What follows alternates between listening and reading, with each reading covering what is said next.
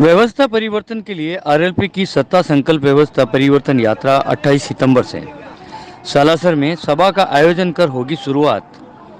RLP की सत्ता संकल्प व्यवस्था परिवर्तन यात्रा का होगा आगाज। राष्ट्रीय लोकतांत्रिक पार्टी के सुप्रीमो तथा नागौर से सांसद हनुमान बेनीवाल ने रविवार को जयपुर में एक संवाददाता सम्मेलन को संबोधित करते हुए विभिन्न मुद्दों पर अपनी बात रखी। बेनीवाल ने कहा कि जनहित के मुद्दों को लेकर आगामी 28 सितंबर से राजस्थान के बड़े और प्रमुख धार्मिक स्थल सालासर से दर्शन करके तथा वहां पर जनसभा करके व्यवस्था परिवर्तन के लिए सत्ता संकल्प व्यवस्था परिवर्तन यात्रा का आगाज करेंगे। सांसद ने कहा कि किसान कर्ज माफी, मुफ्त बिजली, टोल मुक्त राजस्थान, स्थायी रोजगार सहित दर्जनों जनहित के मुद्दों को लेकर राष्ट्रीय लोकतांत्रिक पार्टी का गठन हुआ था और सड़क से लेकर विधानसभा और लोकसभा तक राष्ट्रीय लोकतांत्रिक पार्टी आम आवाम के हक और अधिकार की लड़ाई लड़ रही है। सत्ता संकल्प व्यवस्था परिवर्तन यात्रा से लोगों को करेंगे जागरूक। बेनीवाल ने कहा कि इस यात्रा के माध्यम से राजस्थान की जनता की राष्ट्रीय लोकतांत्रिक पार्टी के एजेंडे से अवगत कराया जाएगा और राजस्थान का आम मतदाता अपने हक और अधिकार के लिए तथा व्यवस्था परिवर्तन के लिए मतदान करे, इसके लिए उन्हें प्रेरित किया जाएगा। ये कहा सीएम गहलोत और पायलट को लेकर। सांसद हनुमान बेनीवाल ने पत्रकारों द्वारा सचिन पायलट और अशोक गहलोत के संबंध में पूछे गए सवाल का जवाब देते हुए कहा कि दोनों ही फौज मार कप्तान हैं। हनुमान बेनीवाल ने कहा कि राजस्थान में जिस तरह अपराध बढ़े और महिला अपराधों में बढ़ोतरी हुई, उससे हर रोज राजस्थान को शर्मसार होना पड़ रहा है, लेकिन सरकार और भाजपा दोनों सत्ताओं की लड़ाई में व्यस्त है। बेनीवाल ने कहा कि पिछले दिनों मुख्यमंत्री ने कहा कि राजस्थान अपराध में अभी एक नंबर पर नहीं है। ऐसे में उसकी जो मंशा है उससे जाहिर हो रहा है कि वो राजस्थान को अपराध में अव्वल बनाने में लगे हुए हैं। बेनीवाल ने कहा कि जनहित के कई मुद्दों को लेकर केंद्र की सरकार कहती है कि ये राज्य का विषय है और राज्य सरकार कहती है केंद्र का विषय है। वहीं राजनीतिक स्वार्थ के लिए दोनों के आरोप प्रत्यारोप से राजस्थान का विकास ज़्यादा नहीं हो पाया। बेनीवाल ने प्रेस वार्ता में संबोधित करते हुए कहा कि राजस्थान के गरीब को न्याय मिल सके तथा तहसील, थाना तथा कचहरी में उसका मान सम्मान हो और राजस्थान की जनता का मान सम्मान बढ़े, इसके लिए आरएलपी संघर्ष कर रही है। हम एक बड़ा रेला दिल्ली की ओर कूच करेंगे, 1 लाख से ज़्यादा जवान, और हम कोशिश करेंगे कि मोदी सरकार इस अग्निपथ को वापस ले। ये हमारा प्रयास रहेगा। राजस्थान में इन बढ़ते अपराध, बेरोजगारी और ये जो हालात राजस्थान का भ्रष्टाचार के बने, इस राजस्थान को जगाने के लिए, इस राजस्थान के प्रत्येक नौजवान, किसान और सर्व समाज को जगाने के लिए राष्ट्रीय लोकतांत्रिक पार्टी एक नई यात्रा की शुरुआत राजस्थान के अंदर कर रही है। यात्रा की शुरुआत हम 28 तारीख को सालासर बालाजी के दर्शन करके और सालासर के अंदर एक बड़ी सभा करके यात्रा की शुरुआत करेंगे। 28 तारीख को यात्रा की शुरुआत होगी। उसके बाद श्राद्ध पक्ष लग जाता, आप जानते हैं सारी बात है, और 2 दिन 3 दिन का बीच में हम गैप देंगे। पहले दिन हमारी शुरुआत होगी और उसके बाद नई जो यात्रा का रूट होगा वो हम आपको सारा जारी कर देंगे। लेकिन 28 तारीख से यात्रा का नाम होगा सत्ता संकल्प यात्रा व्यवस्था परिवर्तन के लिए। सत्ता संकल्प व्यवस्था परिवर्तन के लिए इस प्रदेश में हम सत्ता का संकल्प लेंगे। व्यवस्था को बदलना है। गरीब आदमी को आज़ादी के 75 साल बाद थाने, तहसील, कचहरी में जाए तो उसको मान सम्मान मिले। किसी गरीब को दुत्कार के थानेदार, तहसीलदार बाहर नहीं निकाले। ये जो एक लुटेरी टीम बनी हुई थी इस प्रदेश के अंदर, काला धन वापस लाने की बात चली। कौन सा काला धन आ गया वापस, बताओ मुझे? 1 रुपया नहीं आया। हाँ, ये होता था पहले, चोरी ज़्यादा लोग करते थे। अब अडानी, अंबानी और 5, 10, 15, 20, 50 लोग जो देश के अंदर हर काम उनको मिल जाता है। दूसरे लोग बेरोजगार हो गए। ये हालात आप देख रहे हो। तो हम चाहते हैं कि देश के हालात बदले और उसकी शुरुआत इस राजस्थान प्रदेश से हम कर रहे हैं। हमारी यात्रा का नाम होगा सत्ता संकल्प यात्रा व्यवस्था परिवर्तन के लिए। हम प्रयास करेंगे कि सत्ता पे कब्जा करें। सत्ता के बिना व्यवस्था नहीं बदलती और हम चाहते हैं कि सत्ता जब बदलेगी जब राजस्थान का जवान, किसान, सर्व समाज इस बार ये तय करेगा कि हमें राजस्थान को बचाने के लिए दोनों पार्टियों को घर बिठाना है और नई सरकार राजस्थान के अंदर बनानी। ये हम 28 तारीख से यात्रा की शुरुआत सालासर बालाजी के दर्शन करके और सालासर में सभा करेंगे और बाकी जो कार्यक्रम है वो हम जारी कर देंगे। हमारी प्रदेश की टीम का ऐलान भी 1-2 दिन के अंदर कर देंगे। हमारा जो स्वच्छता अभियान चला, स्वच्छता से सत्ता की ओर जो नारा दिया था, उसमें 1 महीने के अंदर जो सच्चे बने, जिस तरह बच्चों ने बाइक साइकिल गाड़ियों से खुद जा जाके सच्चे बनाए, शायद कोई पार्टी 1 महीने में इतने सच्चे नहीं बना सकती जितना राष्ट्रीय लोकतांत्रिक पार्टी ने। वो संख्या 20 लाख से ज़्यादा 1 महीने के अंदर राजस्थान में करके दिखा दी। एक नया इतिहास इस राजस्थान के अंदर अगर किसी ने बनाया तो आरएलपी के जवानों ने और आरएलपी पार्टी के परिवार ने बनाया। बधाई दूंगा और आरएलपी परिवार को, सब लोगों को, मेरे तीनों विधायकों को कि इन्होंने विधानसभा के अंदर मजबूती से हमेशा अपना पक्ष रखा और लड़ते रहे। जहाँ भी इनको बता दिया, चाहे आदिवासी बेल्ट में बता दिया, कहीं भी बता दिया, ये चले गए, प्रयास किया, उठे जब सरकार ने मांगे माने। ये आरएलपी पार्टी का आगामी एजेंडा हमारा रहेगा और उसके बाद हम राजस्थान के अंदर जो जगह जगह संघर्ष हमारे चल रहे हैं वो हमारे जारी रहेंगे। हनुमान जी, एक सवाल है मेरा, अभी आपने महिला हक की बात करी, अभी एक सेकंड हनुमान जी, आपने महिला हक की बात करी, आपके पार्टी में कितने % महिलाओं को पदाधिकारी बनाया गया? एक तो ये सवाल है। दूसरा, चुनाव 3 में से 1 MLA है ना महिला, तो कितना % आप जोड़ लो? 33 पदाधिकारी की बात करी, पदाधिकारी होंगे हमारे करीब। अब तो पार्टी की जो प्रदेश टीम है ना, अभी आपको क्या करूँ, घोषित कर रहा हूँ, होगी तो घोषित, वो तो भंग कर दी पहले। राजस्थान में चुनाव में अपनी पार्टी किस करोड़ बैठेगी सर? किस करोड़ बैठेगी मतलब? और तीसरा फ्रंट बनेगा या किसी के साथ? तीसरा तो बन ही गया और हम चाहते हैं कि पहला फ्रंट बने राजस्थान के अंदर और एक पार्टी 3rd नंबर जाएगी कांग्रेस बीजेपी के अंदर। आप देखिए जब हम यात्रा पे निकलेंगे, अभी जैसे आपके नड्डा जी की यात्रा निकलती है, टेंट खाली, कुर्सियाँ खाली, पकड़ पकड़ के ला रहे लोगों, भैया आजा फोटो खिंचा ले, भैया आजा फोटो खिंचा ले। तुम कौन हो, दूर खड़े लोग साहब फोटो नहीं खिंचाएंगे। 5000 की भीड़ नहीं कर पा रहे बेचारे, पूरे संसाधन लगा रखे हैं इनके पास, तो हाईटेक सिस्टम है, सारा सारा आपको पता कहाँ से आता है क्या आता है। कांग्रेस भी निकाल रही, आप देख लेना जब फील्ड में उतरे तो आपको सारी बात आ जाएगी कि जन समर्थन किसको मिल रहा है राजस्थान के अंदर, और जिसको जन समर्थन मिलेगा वही सत्ता पे कब्जा करेगा और सत्ता इस बार राष्ट्रीय लोकतांत्रिक पार्टी की।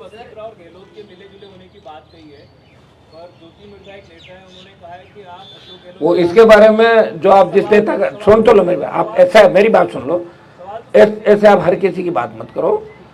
उसके बारे में जिसका आप नाम ले रहे हो ना, 3 4 5 बार अगर कोई मेरे सामने हार जाए, बार बार आप उसका नाम लो, वसुंधरा गहलोत की बात करो और कोई बड़ा, उसके बारे में इंदिरा बावरी जी जवाब दे देंगे आपके। लो आप बताएं, आप बात बता दो आप लोग।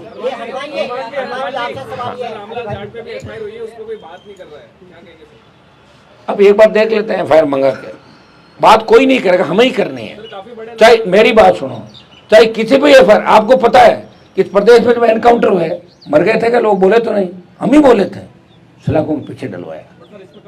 बोल देंगे ना भाई, आज ही तो सारी बात एक व्यक्ति बोल रहा है, ऐसे मत करो आप। मैं कह रहा हूँ कई बार तो हम बोलते हैं तो दिखते ही नहीं है, ये भी ध्यान रखो आप लोग, ठीक है? कि बोलोगे कि बोलो, रोज ही बोलता हूँ मैं तो। हनुमान जी, मेरा सवाल ये है, ये हनुमान जी इधर देखो, हनुमान जी इधर देखो आप सबसे लास्ट में। हाँ, मेरा सवाल सबसे लास्ट में मेरा क्या? कांग्रेस भारतीय जनता पार्टी से कोई गठबंधन नहीं होगा।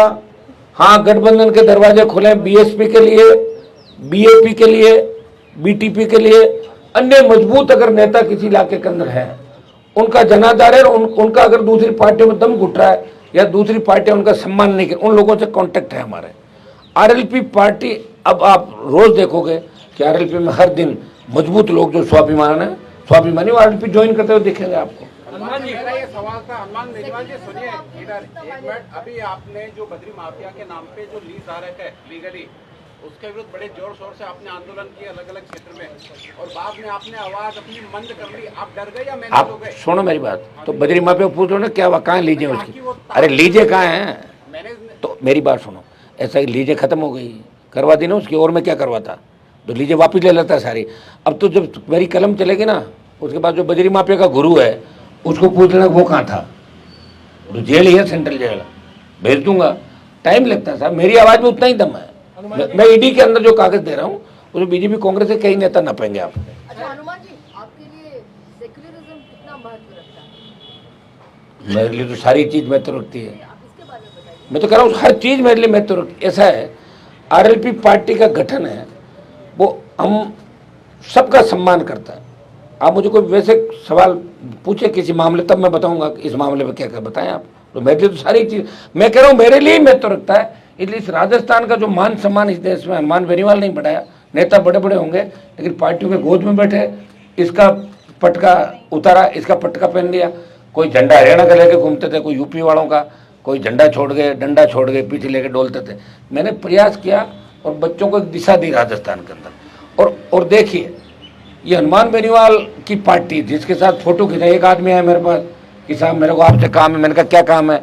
कि मैं सिर्फ फोटो खिंचाना चाहता हूँ आपसे। मैंने कहा उससे क्या होगा? कि उससे बीजेपी में मेरी स्थिति ठीक हो जाएगी, कि नहीं तो हनुमान जी के पास जा रहा हूँ। और हो गया उसका काम। खिंचा ले मेरे साथ फोटो खिंचाने से, अगर बीजेपी में तेरी स्थिति ठीक है तो खिंचा ले फोटो, में तो रेडी बैठा हूँ। है लोग ऐसे मन से कहते हैं मुझे। प्रधानमंत्री नरेंद्र मोदी आ रहे हैं, मंच से लेकर सारी व्यवस्थाओं का जो संचालन महिलाएं कर रही है, आपको क्या लगता अच्छी बात है ना, संदेश जाएगा? अच्छी बात है। मैं ये कह रहा हूँ महिला आरक्षण के तो पक्ष में ना हम लोग, हमने कह तो दिया ना, लेकिन ये आरक्षण मिलेगा कब ये तो बताओ।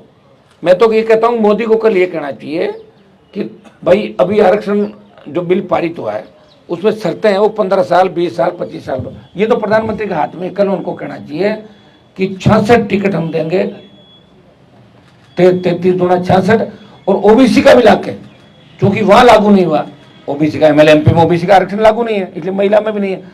और ओबीसी के हिसाब से वो कहते हैं कि इतनी हम देंगे ओबीसी को, तो 125 सीट की कल डिक्लेयर कर देना चाहिए उनको, तो एक मैसेज जाएगा कि प्रधानमंत्री ने ये कहा चूंकि अभी संवैधानिक रूप से आरक्षण लागू नहीं हुआ, समय लगेगा।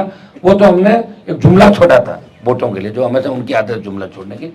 वो ये कहते हैं 66 टिकट तो दूंगा मैं, 33% जो है 66, और ये दूंगा ओबीसी के। प्रधानमंत्री को कहना चाहिए, उनके तो हाथ में, जैसे मेरी पार्टी का टिकट देना अभी हम सब लोग बेटा हमारे हाथ में। और मैं ही आपको ये वचन दे सकता हूँ कि इस बार महिलाओं युवाओं को आरएलपी सबसे ज्यादा टिकट देगी राजस्थान के। हनुमान जी, आपने अभी कहा कि सत्ता के बिना जो है व्यवस्थाओं में बदलाव नहीं हो सकता।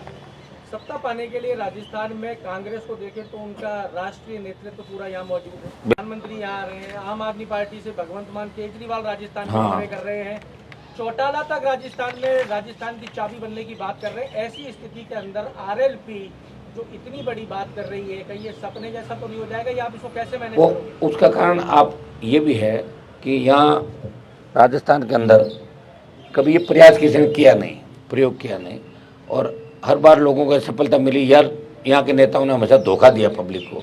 कोई कहता था मैं पार्टी बनाऊंगा, पता लगा पार्टी तो बनी हुई थी, दूसरा नाम ले आए, नहीं बनी पार्टी किसी से। कभी पार्टी बनाई तो 1 महीने बाद उसका विलय हो गया। तो ये आपका सवाल वाजिब है कि अभी जो राजस्थान के लिए गीत गाए जाते हैं, वीरों की धरती सूरा रेर मीठा मोरारी, वो तो अभी ही पता लगेगा। आप अगर मुझे निकाल दो तो क्या है दिल्ली में आपके पास? 24 आदमी है जो डांट खाते हैं मोदी से। प्रधानमंत्री ये और कहता है चुपचाप चले जाना, शुक्रवार के बाद मत दिखना, यहाँ पे जाओ अपने अपने एरिया में। ये तो मैं बैठा हूँ तो इज्जत तो लेके बैठा हूँ इस स्टेट की। पार्टी बना के जितने भी देश में ये लोग आप जिन जिन का नाम ले रहे हो घूम रहे हैं, यहाँ पे क्यों घूम रहे हैं? लेकिन उनकी हवा नहीं बन रही है। आप पार्टी की हवा क्यों नहीं बनी आप भी जानते हो। हनुमान बेनीवाल की आरएलपी पार्टी किसान जवानों की पार्टी है। यह हर किसी का स्टेशन नहीं लगने वाला। यह राजस्थान में आरएलपी इस बार बहुत मजबूती के साथ, मैं ये तो नहीं कह सकता सीटें कितनी आएगी, लेकिन एक पार्टी 3rd नंबर पे कांग्रेस बीजेपी में राजस्थान के अंदर चली जाएगी। अगर हमारे साथ बसपा और एक गठबंधन में आ जाते हैं तो हमारी बहुत साउंड स्थिति राजस्थान के अंदर होगी। आप देखिए नेताओं में कहाँ दम है। जो बड़े बड़े नेता, बड़े बाप के बेटे, बड़े बड़े पदों पर बात करते थे ना, बड़ी बड़ी, क्या हुआ? सरेंडर हो गए, बिकी बिल्ली बन गए सारे सारे। तो मैं तो लड़ तो रहा हूं। आप ये मत पूछो भगत सिंह अगर ये सोचता कि मेरे फांसी पे चढ़ने से मैं क्यों चढ़ूं, मैं कौन सा पीएम बन रहा हूं।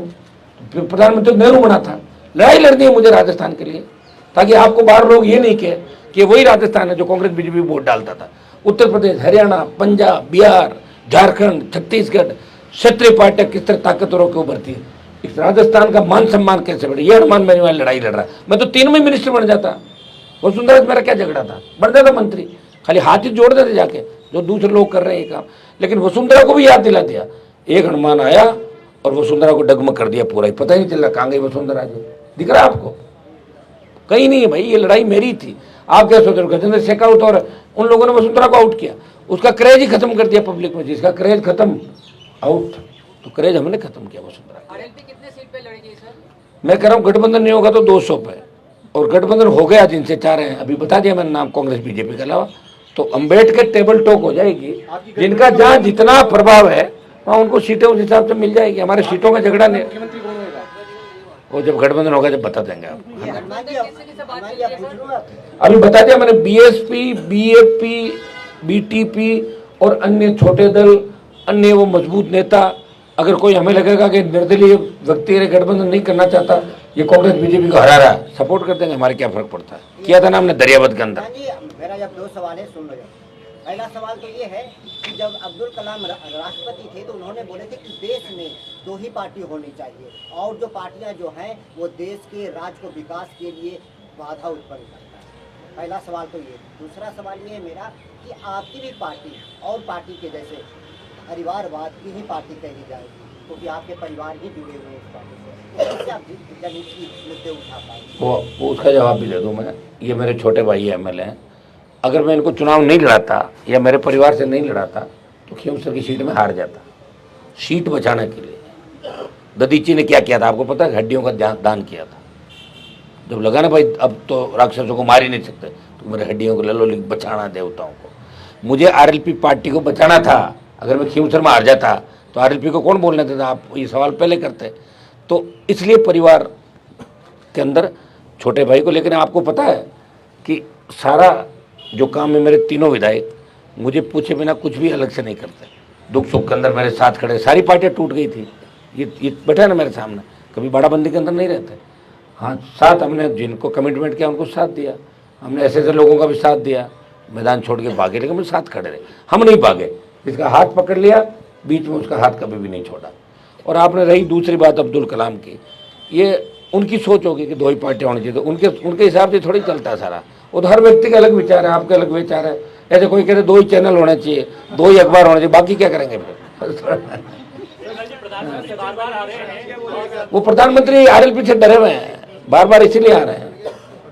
प्रधानमंत्री 2013 में खींवसर में 2 मीटिंग करके गए थे। जमान जब तो हुई थी बीजेपी की मेरे सामने, 2013 के एमएलए चुन, गुजरात के सीएम थे उस समय। सचिन पायलट की चुप्पी पे क्या बोलेंगे? वो तो अभी छात्र संघ चुनाव को लेकर जो हमने आंदोलन किया और उसमें उनको बोलना चाहिए था।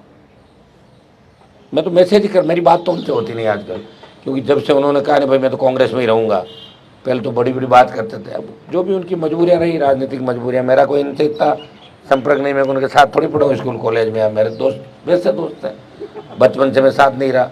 उनकी क्या मजबूरियाँ रही होगी वो तो वही जानते हैं, या अशोक गहलोत जानते होंगे, 2 ही व्यक्ति जानते हैं, और या फिर बीजेपी के लोग जानते होंगे।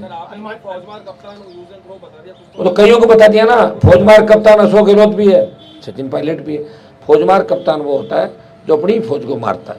उनके लिए जो लोग लड़ते रहे, आप देखना ज्यादातर को टिकट नहीं मिलेगी।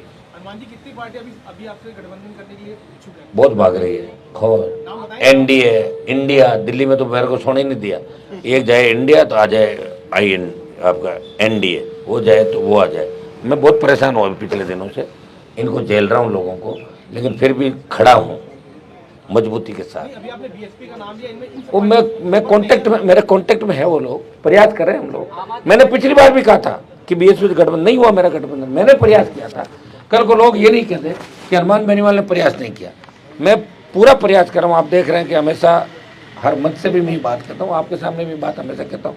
लेकिन ये जो हमारी यात्रा है, इससे राजस्थान में बहुत बड़ा बदलाव होगा। और जब यात्रा को आप चलता हुआ देखोगे तो आपको खुद को महसूस होगा कि राजस्थान बदल रहा है। पूरे राजस्थान में निकालेंगे? पूरे राजस्थान में। ये आम आदमी पार्टी के साथ बात होगी? आम आदमी पार्टी वालों को वैसे तो मेरे भगवंत मान से दोस्ती अच्छी, लेकिन मेरी गठबंधन के बारे में किसी तरह की बात उनके साथ नहीं हुई। यात्रा कितने दिन की होगी? अभी तो एक बार हम, चूंकि श्राद्ध है ना, 28 को हम यात्रा करेंगे और उसके बाद नेक्स्ट जो 1-2 दिन का ब्रेक देके हम बात कर लेते हैं। उसके जो भी प्रभारी होंगे से उनकी आज हम करके आपको बता देंगे। 28 से यात्रा चलेगी और 150 से 200 विधानसभा क्षेत्रों में ये यात्रा हम पूरी करेंगे राजस्थान।